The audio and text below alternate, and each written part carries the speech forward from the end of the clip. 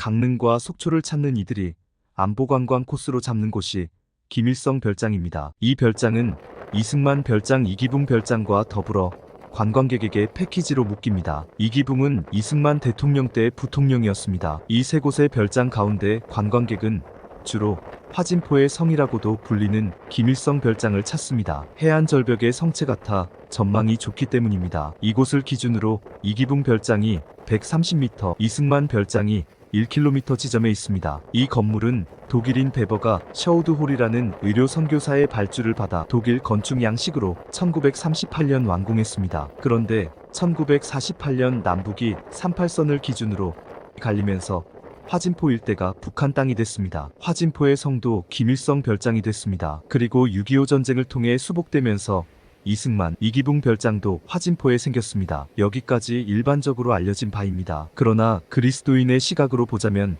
이 화진포 일대는 사실 화진포 선교의 적지라고 해야 맞습니다. 셔우드는 의료 선교사 윌리엄 제임스 홀과 로제타 홀 선교사 부부의 장남입니다. 로제타가 1890년, 윌리엄이 1891년 조선에 도착했고 두 사람은 1892년 조선에서 결혼했습니다. 윌리엄이 캐나다인, 로제타가 미국인이었습니다. 이 두 사람은 선교 모임을 통해 알던 사이였습니다. 윌리엄은 1894년 평양 선교기지 개척 책임자였습니다. 윌리엄은 1894년 청일전쟁 전쟁터 평양에서 전염병 환자와 부상 군인을 치료하다 전염병으로 순직합니다. 한데 이듬해 즉 1895년 안에 로제타는 유복자 에디스 마거릿을 출산합니다. 셔우드의 여동생이 태어난 겁니다. 그러나 불행히도 그 동생 에디스마저 1898년 평양에서 감염병으로 죽고 맙니다. 유년의 셔우드는 질병과 전쟁, 아버지와 여동생의 죽음으로 트라우마에 시달렸습니다. 그런 와중에도 셔우드는 공부를 위해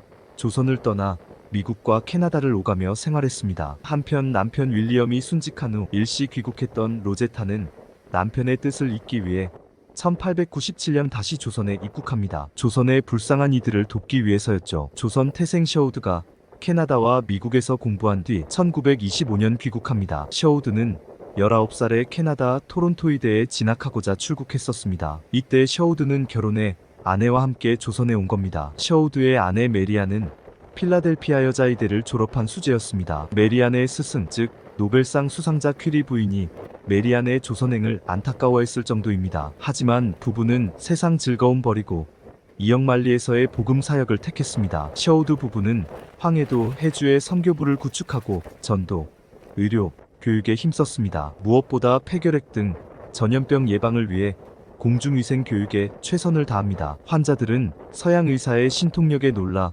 구세병원이라 부르기 시작합니다. 그럼에도 전염병이 날로 퍼집니다. 5명의 1명이 결핵 환자였습니다. 셔우드 부부는 결핵 환자 격리 병동을 추진합니다. 조선 최초의 결핵 요양원인 셈이죠. 그 병동 이름을 해주구세병원이라고 불렀습니다. 그러다 보니 조선에서는 듣도 보도 못한 병원 운영에 걱정하는 이들이 많았습니다. 요양원에서 환자가 죽으면 폭동이 일어날 텐데요 라고 스태프가 염려했습니다. 부부는 전지전능한 하나님께 온전히 맡겨야지요 라며 오직 주님께 의지했습니다. 1932년 12월 3일이었습니다. 셔우드는 결핵 퇴치를 위한 크리스마스실 위원회 회장을 맡아 마침내 조선 최초의 실을 발행했습니다. 그 실의 최초 구매자는 배제학당 헨리 아펜젤러 목사였습니다. 그러나 일제의 수탈이 본격화되면서 조선 민중은 도탄에 빠집니다. 그럴수록 민중은 미신을 의지했습니다. 1937년 중일전쟁과 함께 일제의 선교사에 대한 탄압도 날로 심해졌습니다. 엎친 데 덮친 격으로 공수병, 즉 광견병에 걸린 미친 개가 셔우드 부부의 자녀와 동네 어린이들을 물어 대혼란에 빠졌습니다. 당시 광견병 백신이 부족했고 있다 하더라도 토끼 척추의 주사에 생성해야 하는 등 과정도 복잡했습니다. 조선 사람들은 선교사 집계에서 시작된 미친개 병이라며 흥분했습니다. 셔우드는 이때의 심정을 나는 예수님께서 고쳐주신 그 힘을 베풀어 달라고 매달렸다라고 기록을 남겼습니다. 부부는 개에 물린 지 14일이면 죽는다고 했는데 그 광견병을 기적적으로 물리쳤습니다. 너무나 긴장했던 탓에 부부는 탈진해버렸습니다. 그 무렵 부부는 안식을 위해 평안도와 함경도 선교사들의 안식처 원산을 찾았습니다. 당시 여름이면 선교사들은 수양회를 겸한 휴가를 비대면 지역에서 갖곤 했습니다. 서울 선교사들은 남한산성, 호남 및 경상도, 선교사들은 지리산이었습니다. 그런데 일제가 원산 선교부 수양관 해안 부지를 중국 침략을 위한 군사용 시설로 쓰겠다며 빼앗아 버렸습니다. 보상이라고 내준 곳이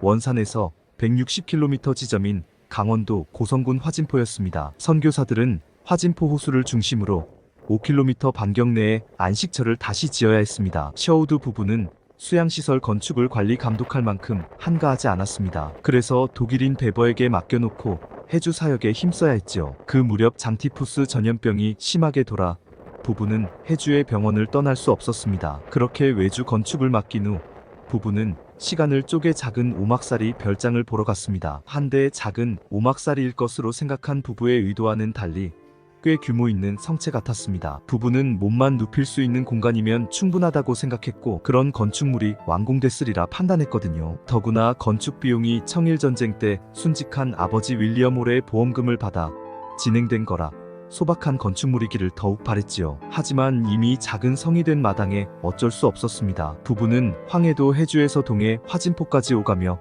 몇 번을 이용했습니다. 셔우드는 조선회상이라는 자신의 저서에 이런 얘기를 남깁니다. 그 성에서 몇 번의 즐거운 시간을 보냈다. 하지만 태평양 전쟁이란 소용돌이로 곧 우리의 성마저 일제에 빼앗기고 말았다. 그렇게 선교사 부부가 지은 화진포의 성은 해방과 분단을 거치면서 김일성 별장이 되고 만 겁니다. 해방 후 38선이 그어지고 38선 이북 지역에 대한 권력을 김일성이 장악합니다. 그리고 김일성은 화진포에 좋은 휴양처 화진포의 성도 차지합니다. 김일성 별장이 된 거죠. 그 화진포의 성에 가면 김일성의 아들 김정일이 유년기 때 이 성 계단에서 찍은 기념사진이 있습니다. 김일성 부모는 한때 기독교인이었습니다. 이승만과 이기붕 부부는 또한 신앙생활을 열심히 했습니다. 바로 이들이 지금 화진포에 각기 자신의 이름을 딴 별장으로 남아있습니다. 화진포의 성의 주인 셔우드 부부의 이름은 지워졌습니다. 이 화진포의 성은 6.25 전쟁 후 남한 땅이 되면서 우리 군이 관리했고 이때